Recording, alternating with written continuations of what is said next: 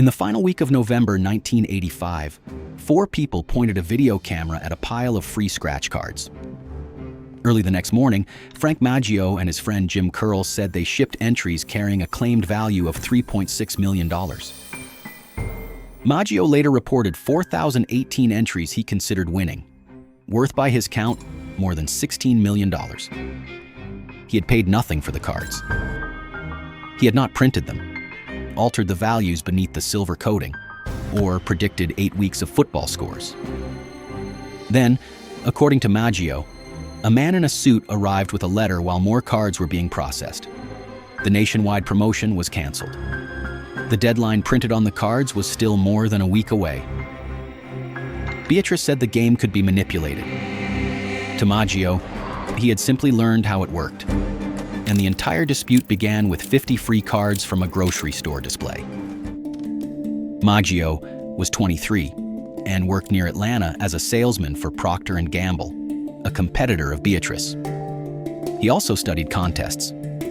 In the fall of 1985, Beatrice and its Hunt-Wesson subsidiary launched Monday Night Winning lineup. Free cards appeared in grocery stores, and the company planned to distribute 3 million of them. Each card followed 8 televised Monday Night Football games. The most detailed surviving description comes from mathematician Ted Hill, who later wrote that he examined 2 cards for a television report at the time.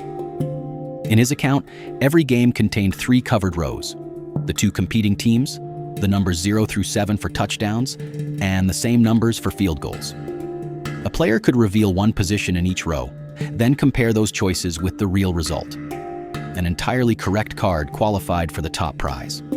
More important, complete 7 of the 8 games. And the reported prize was still $5,500. The football result was public. The uncertainty was where each correct answer sat beneath the coating. Maggio picked up 50 cards in mid-October. His first batch produced a color television. By November 11th, he had reportedly won 3 more. The prizes suggested that the hidden arrangements were repeating. But repetition alone was not enough. Maggio needed a way to identify each pattern before destroying the card. According to Maggio's contemporary account, he could not sleep on November 16th and started scratching. Team names appeared in the same positions. Scoring numbers returned in the same order. He said he eventually cataloged 309 different layouts. Now imagine 2 copies of the same layout. On the first copy, remove every piece of silver coating. That card can no longer win, but it reveals where both teams and every scoring number are hidden across all 8 games. It becomes the master. On the second copy, completely expose only Game 1. In Hill's description, that meant revealing 18 positions. Their order formed a fingerprint. Match that fingerprint to Game 1 on a MasterCard, and the identity of the entire layout was known. The first game was ruined. The other 7 were still concealed. After each later football game, the real score supplied 3 target values: the winning team, its touchdowns, and its field goals. The matching master showed exactly where those values were located. On the duplicate, Maggio could reveal only those positions.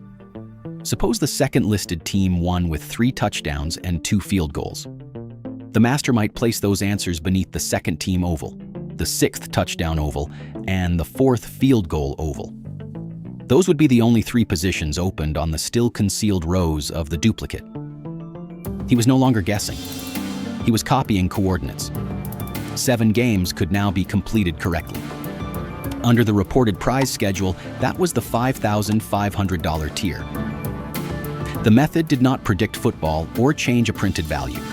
It transferred information from one fully exposed card to every usable copy of the same layout. The MasterCard could never win, but it could make its duplicates far more valuable. Finding the method was only the beginning. Maggio needed a revealed master for every pattern, plus as many matching duplicates as he could collect. He and Curl gathered thousands of cards from grocery displays, mail requests, and unused stock held by sales representatives. Legal scholarship describes the operation as Maggio, Curl, and up to 20 friends. A master without a matching duplicate was only a reference. A duplicate without a known master was still a game of chance. Value appeared when the two collections met. The process became an assembly line. Expose Game 1. Match the fingerprint. Find the master. Wait for the football result. Reveal only the correct positions. Then prepare the entry before the deadline. The limiting resource was no longer luck. It was labor. By November 22nd, Maggio's calculation had reached several $1 million. He called Beatrice and the company that designed the promotion. He said he explained the method, offered to demonstrate it, and offered to negotiate for less than the amount he was claiming. No agreement followed. On November 25th, the final football game was played. The next day, according to Curl, company lawyers watched Maggio scratch two claimed winners. That night, Maggio, his girlfriend, Curl, and Curl's wife recorded one scratching session. Early the next morning, they said they sent cards carrying $3.6 million in claimed value. Then the cancellation letter arrived. Beatrice announced the cancellation nationally on November 29th, before the December 6th deadline printed on the cards.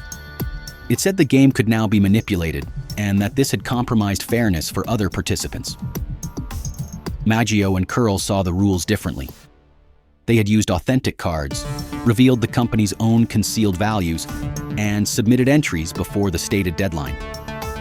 On December 26th, they filed a federal lawsuit alleging breach of contract. Other contestants sued as well. The dispute was no longer about how the cards worked. It was about when a public promise could be withdrawn. Had Beatrice canceled a compromise promotion? Or had Maggio already performed the acts required by its printed rules? No reported judgment answered that question. The case is settled. There was no verdict ordering Beatrice to pay the full claimed value. There was also no verdict declaring Maggio's method fraudulent or valid. By 1989, the Los Angeles Times reported that Maggio had obtained a settlement estimated at several $1 million. A separate class of contestants reportedly received about $2 million. The exact amount and allocation of the Maggio-Curl settlement remain unavailable in the reporting. The $16 million claim did not become a $16 million check. Its reported amount was only an estimate, not a court award. But a cancellation notice did not erase the dispute either. The promotion allowed the hidden map on one card to become a key to every matching copy. It also lacked conventional limits around duplicate major winners. Together, those weaknesses created scale. Maggio began with 50 free cards. Beatrice had planned 3 million. Under the silver coating, Maggio said he found 309 maps,